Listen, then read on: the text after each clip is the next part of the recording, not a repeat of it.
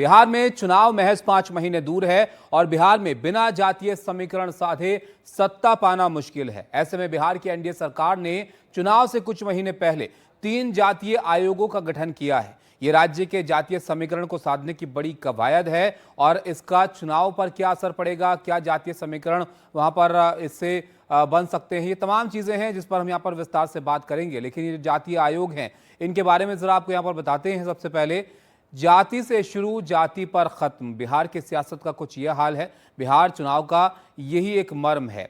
हालांकि अब यहाँ पर एनडीए सरकार ने चुनावी हैट्रिक यहाँ पर एक तरह से लगाई है कि 3 यहाँ पर ये आयोग बनाए गए हैं, जिसमें सवर्ण आयोग है, अल्पसंख्यक आयोग है और अनुसूचित जनजाति आयोग यहाँ पर बनाया गया है। जो इन तमाम जो ये तीनों आयोग हैं, ये इस क्षेत्रों से जुड़े हुए लोगों की ज़रूरतों को देखेंगे, वहाँ पर क्या उनके मुद्दे हैं, इन तमाम चीज़ों पर जो है ये मंथन करेंगे। इसमें सवर्ण आयोग के अध्यक्ष बनाए गए हैं महाचंद्र प्रसाद सिंह और जो अल्पसंख्यक आयोग बनाया गया है उसके अध्यक्ष बनाए गए हैं गुलाम रसूल बलियावी और अनुसूचित जनजाति आयोग जो बनाया गया है उसके अध्यक्ष हैं शैलेंद्र सिंह। तो यहाँ पर ये 3 लोगों को इन आयोगों की जिम्मेदारी यहाँ पर दी गई है।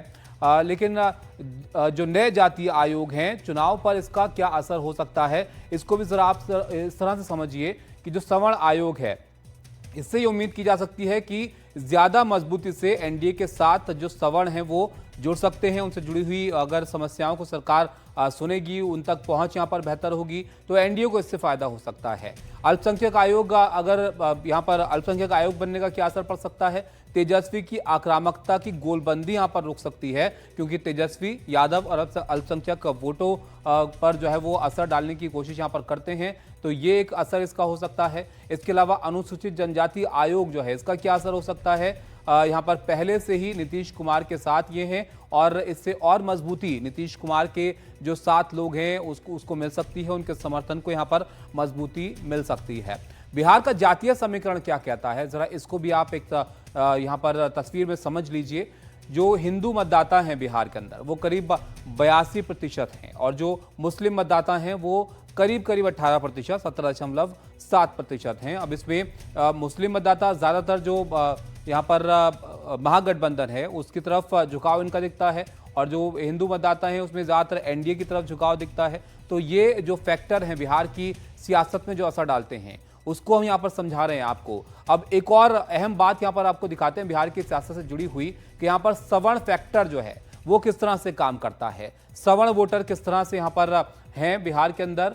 बिहार जातीय सर्वे रिपोर्ट 2022 के जो आंकड़े हैं वो ये कहते हैं कि सवर्ण 15.5% बिहार के अंदर हैं और इसमें ब्राह्मण जो हैं वो 3.7% इनकी तादाद है, राजपूत 3.5% हैं और भूमिहार 2.9% हैं और कुल 45 विधानसभा सीटें ऐसी हैं जहां पर सवर्ण वोटर्स का प्रभाव काफ़ी ज़्यादा है और इनका झुकाव जो है वो इन सीटों पर असर डाल सकता है। तो ये आंकड़े जो हैं ये बिहार जातीय सर्वे के आंकड़े हैं, जो यहाँ पर उसकी रिपोर्ट है 2022 की, वो ये दर्शाती है कि मुस्लिम मतदाता जो बिहार की आबादी में है वो 17.7% हैं और 87 विधानसभा सीटें ऐसी हैं जहां पर मुस्लिम मतदाता बड़ा प्रभाव डालते हैं। बिहार जातीय सर्वे की रिपोर्ट जो 2022 की थी उसके हवाले से हम ये जानकारी आपको बता रहे हैं, जो ये तस्वीर बयां करती है बिहार की जातीय समीकरण की, जो बिहार की सियासत पर एक बड़ा असर डालते हैं। बिहार का जातीय समीकरण कुछ इस तरह का है कि वहां पर आदिवासी फैक्टर अगर आप देखें तो वो कुछ इस तरह से काम करता है कि 1.7% अनुसूचित जनजाति की आबादी वहां पर है और 2 सीट एसटी के लिए इसमें आरक्षित हैं। तो ये आदिवासी फैक्टर बिहार की सियासत में जो असर डालता है उसको अगर अब आप यहाँ पर देखेंगे तो कुल 6 विधानसभा सीटें हैं जिस पर प्रभाव इसका पड़ता है। तो ये जो जातीय समीकरण है बिहार के वो कहानी इस तरह की बयां करते हैं। ऐसे में जो 3 जातीय आयोग यहाँ पर बनाए गए हैं, इससे उम्मीद की जा रही है कि इससे एक बड़ा असर सियासी तौर पर बिहार के सियासत में यहाँ पर पड़ सकता है। बिहार से हमारे साथ जुड़े हैं प्रभाकर, हमारे सहयोगी प्रभाकर। एक बड़ा फैसला इसको यहाँ पर माना जा रहा है, 3 जातीय आयोग यहाँ पर बनाए गए हैं। अब जरा आप बताइए कि बिहार की सियासत में ये जातीय समीकरण कितना असर डालते हैं, इन 3 आयोगों के बनाने से क्या असर वहां की सियासत पर पड़ सकता है? देखिए, पहले तो मैं आपको बता दूं कि ये आयोग अभी बनाए नहीं गए हैं, बल्कि ये आयोग पहले से थे। इन आयोगों में जो रिक्त पद था उन्हें भरा गया है। ये सारे आयोग जो थे उसमें जो उनके मेंबर थे और उनके जो अध्यक्ष थे उनका पद खाली था, उसे भरा गया है, क्योंकि बहुत दिनों से खाली चल रहा था और ये माना जा रहा था कि इसमें जो है जदयू और भाजपा में आपस में टकराव चल रहा था कि किसके खाते में कितने आयोग जाएंगे, क्योंकि अमूमन बिहार को अगर आप देखेंगे तो 70 से 80 आयोग हैं कुल मिला के, सारे आयोग जो हैं, और उसमें से इनकी जो सीटें आई हैं विधानसभा में उनके आंकड़ों के हिसाब से इन्हें आयोग दिए जाते हैं, आयोग के अध्यक्ष का पद दिया जाता है। तो ये मामला अटका हुआ था जदयू और भाजपा के बीच में। अब ये मामला लगता है सुलझा लिया गया है। जो 3 जातीय आयोग हैं, चाहे आप अति पिछड़ा आयोग की बात करें, सवर्ण आयोग की बात करें या अल्पसंख्यक आयोग की बात करें, ये तीनों महत्वपूर्ण आयोग माने जाते हैं, क्योंकि ये तीनों जो हैं वो एक पर्टिकुलर जाति का प्रतिनिधित्व करते हैं। इन तीनों आयोगों के पदों को भरा गया है, जिसमें से भाजपा कोटे से भी लोग गए हैं और जदयू कोटे से भी लोग गए हैं।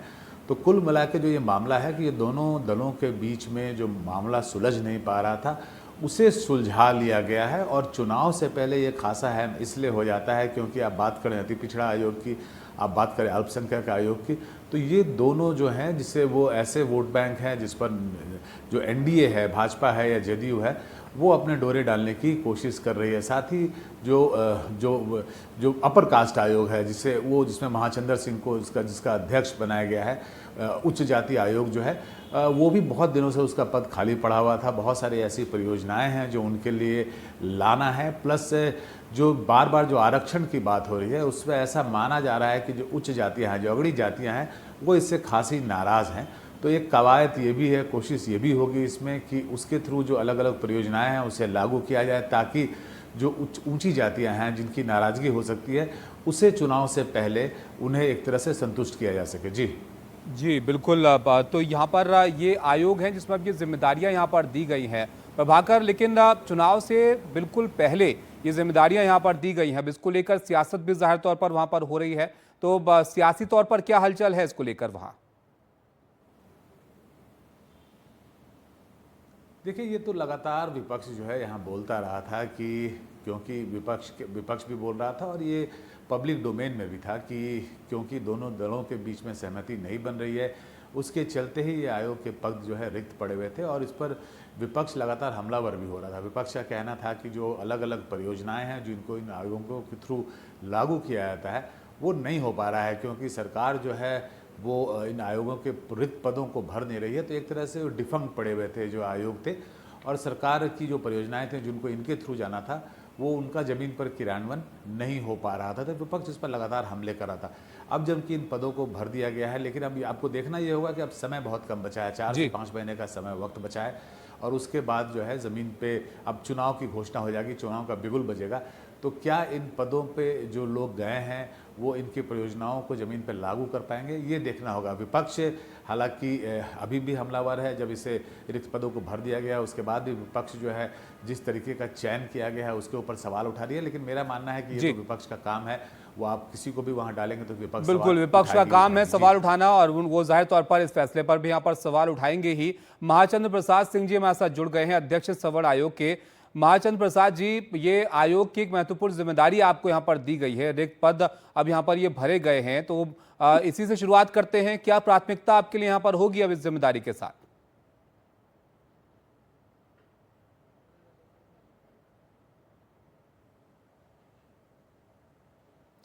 महाचंद्र प्रसाद जी, आप सुन पा रहे हैं मुझे?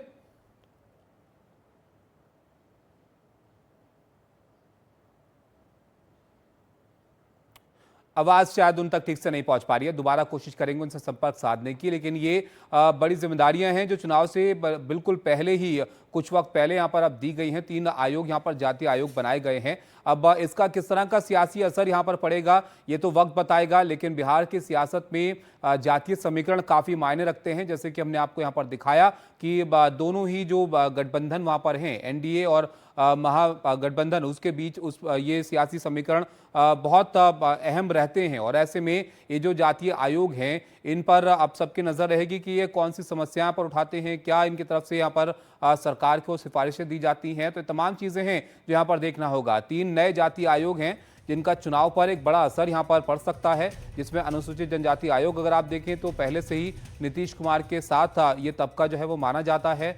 सवर्ण वोटर एक एक बड़ा हिस्सा वहां पर रखते हैं आबादी में, 15.5% के आसपास सवर्ण हैं। लेकिन इनकी कुछ नाराजगियां हैं पिछले चुनाव में जो देखने को मिली थी। लोकसभा चुनाव में नंबर्स घटे थे एनडीए के यहाँ पर। ऐसे में इस नाराजगियों को दूर करना एक चुनौती होगी। 45 विधानसभा सीटें हैं जिस पर असर सवर्ण वोटर्स यहाँ पर रखते हैं।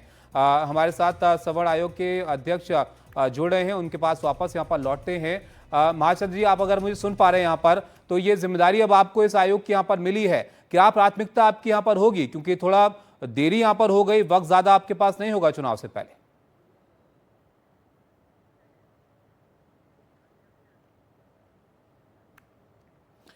चलिए, महाचंद्र जी हमारे साथ जुड़ेंगे। शैलेंद्र सिंह जी मेरे साथ जुड़े हैं, अध्यक्ष हैं अनुसूचित जनजाति के। शैलेंद्र जी, यही सवाल आपसे भी यहाँ पर पूछना चाहूंगा मैं कि क्या प्राथमिकताएं आपकी रहेंगी जिसके साथ आगे बढ़ेंगे आप?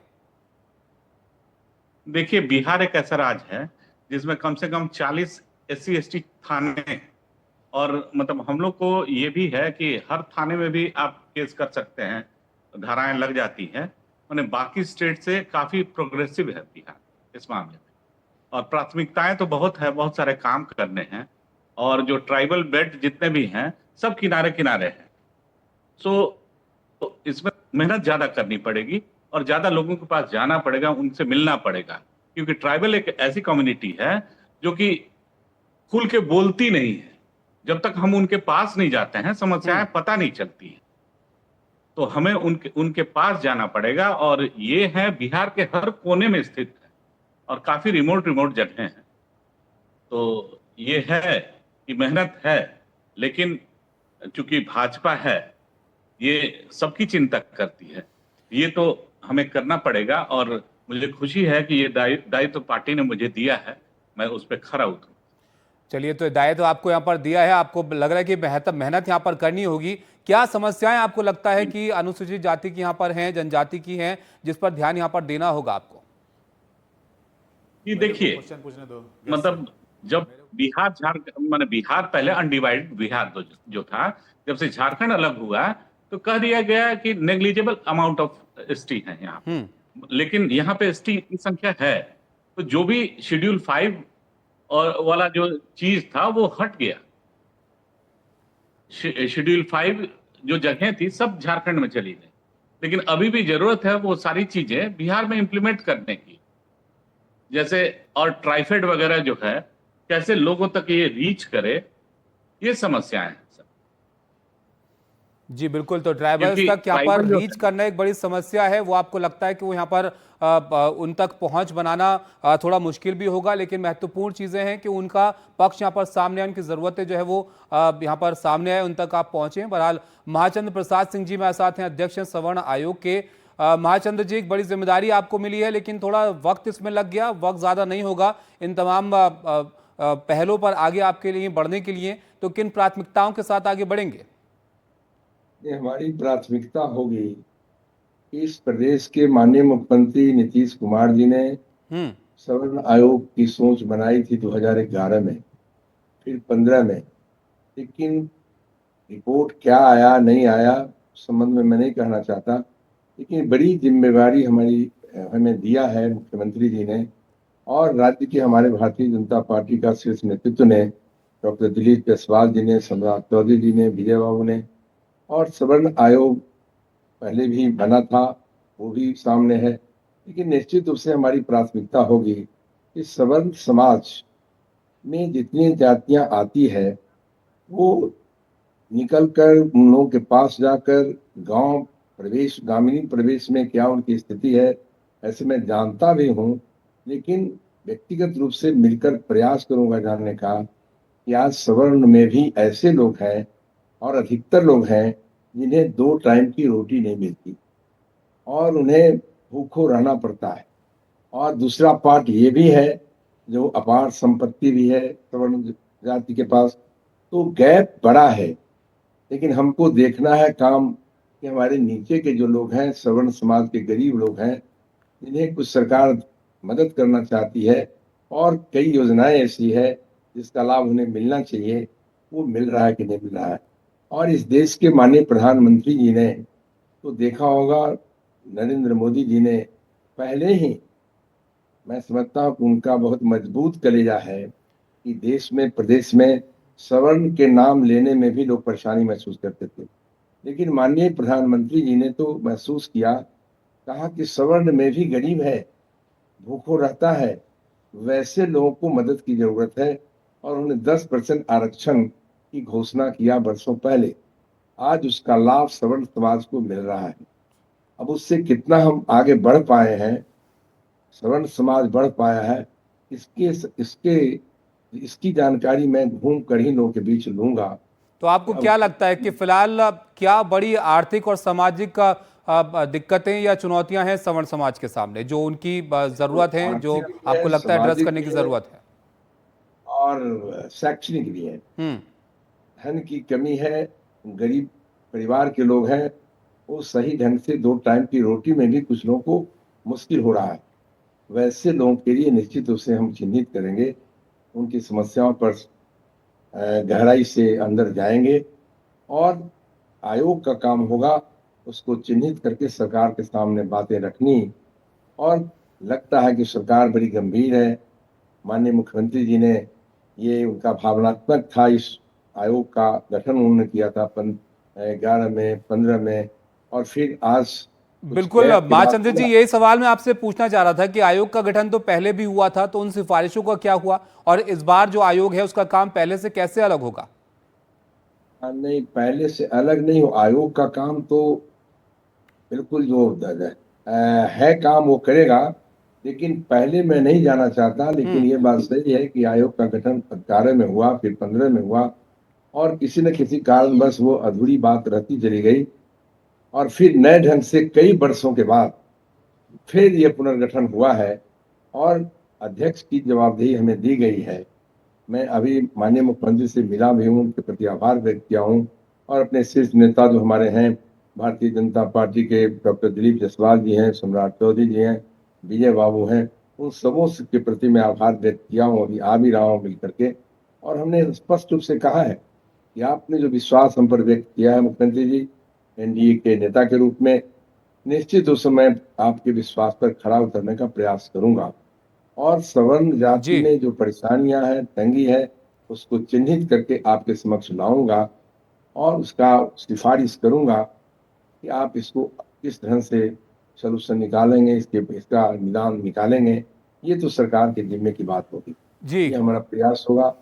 मैं कल यहाँ आयोग की जवाबदेही विधिवत ले चुका हूँ, और आज दिन भर इन तमाम लोगों से मिला हूँ, जी। सुबह से लेकर रात तक सैकड़ों लोग इस राज्य के लोग आ रहे हैं, मिल रहे हैं, उनसे भी मैं बात कर रहा हूँ, स्थिति क्या है। बिल्कुल, जाहिर तौर पर आप लोगों से मिल भी रहे होंगे, आ भी रहे होंगे, लेकिन शैलेंद्र जी, अब वक्त अब कम ही है चुनाव में, तो ऐसे में कोई योजना के तहत आप यहाँ पर काम करेंगे? कोई तय सीमा आपने यहाँ पर रखी है जिसमें आप इन सब चीजों को एड्रेस करेंगे? नहीं, सीमा तो ये है ही, देखिए कि चुनाव एनडीए जो से शैलेंद्र जी से सर सवाल था मेरा। जी। आपने कहा कि चुनाव जी से मैं इसको जोड़ना नहीं चाहता। महाचंद्र जी, चुनाव से शैलेंद्र जी से सवाल था मेरा। जी। हाँ, आपकी चुनाव की बात मैं नहीं करता। हेलो जी शैलेंद्र सर, जी, बताइए। एक बार और क्वेश्चन एक बार और रिपीट कर देंगे?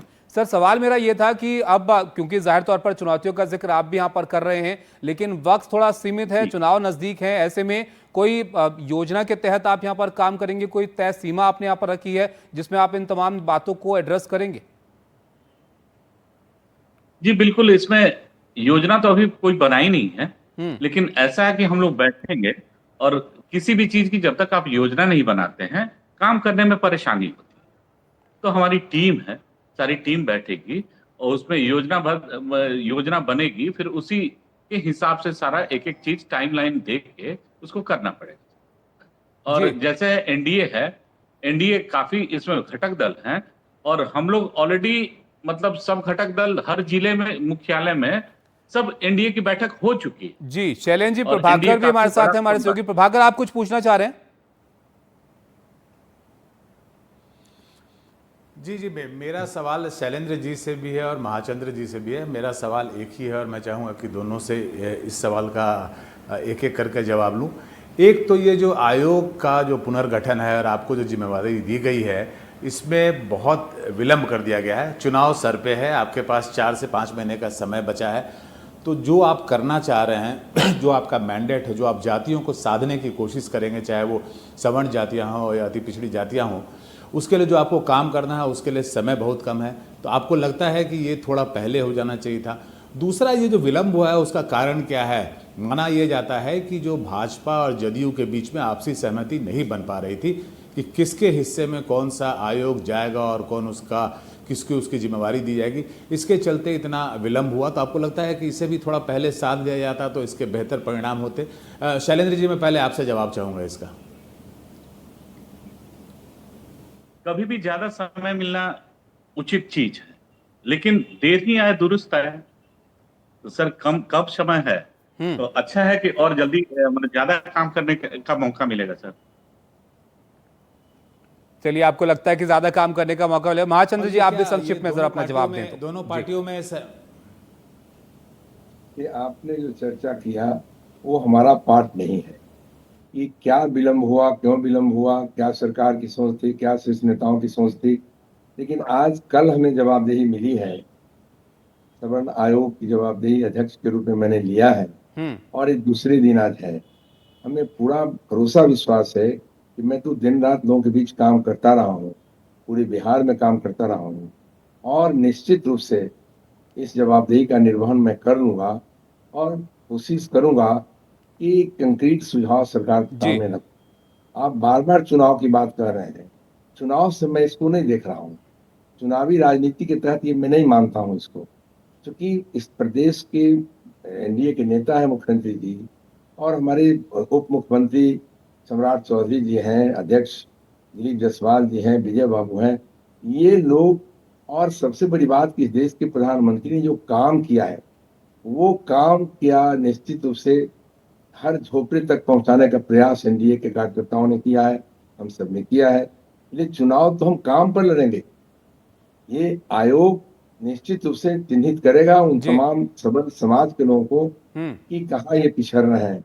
इसलिए हम इसको चुनाव से नहीं जोड़ पा रहे हैं। इसी को चुनाव के लेकर तो कारण सर ऐसा सवाल है निर्णय कि लिया अगर गया। आप ये देख रहे हैं कि कहाँ लोग पिछड़ रहे हैं, तो उसके लिए थोड़ा और वक्त अगर होता तो और बेहतर आप ये पहुंच बात- पाते लोगों ये तक। बात आपने बहरहाल सही कहा। वक्त सर इतना ही है मेरे पास सीमित। बहुत शुक्रिया आपका हमारे साथ जुड़ने के लिए, अपनी बात रखने के लिए। महाचंद्र जी, शैलेंद्र जी आपका और प्रभाकर आपका भी हमारे साथ जुड़ने के लिए और इस खबर पर विस्तार से जानकारी देने के लिए।